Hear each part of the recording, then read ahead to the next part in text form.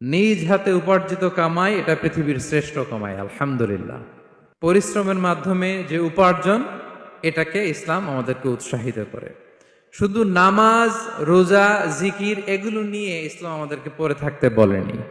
Quranic order হচ্ছে আপনার নামাজ শেষ, আপনি বেরিয়ে পড়বেন, কাজে বেরিয়ে যাবেন। ফাইদা কুদিয়াতিস সালাতু ফান্তাশিরু ফিল আরদি ওয়াবতাগু মিন ফাদলিল্লাহ।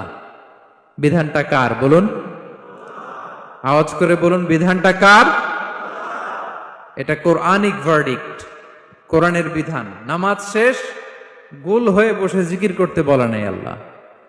আল্লাহ বলেছে ফান্তাশিরু ফিল আরদ ওয়াবতাগু মিন ফাদলিল্লাহ, জমিনে ছড়িয়ে পড়ো, আল্লাহর রিজিক তালাশ করো।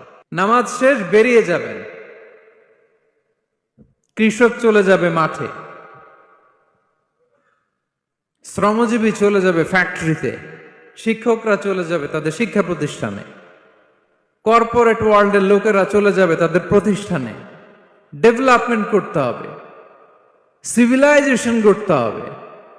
নামাজের পরে গোল হয়ে বসে থাকা চলবে না। কি ব্যালেন্স দেখেছেন ইসলাম?